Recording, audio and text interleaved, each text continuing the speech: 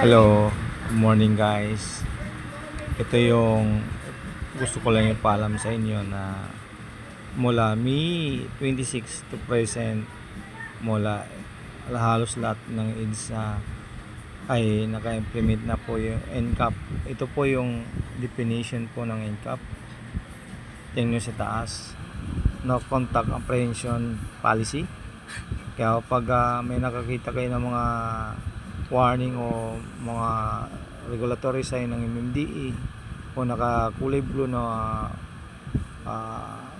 ano ba yan, plaka dyan na kanang side o left side natin, yan na po yan ay tad-tad po lahat. Kapag nakita kayo ng mga warning sign, may ano na yan, camera, lalo na yung mga footbridge nasa ilalim yan, mga poste na after ng poste nandun lang yung camera.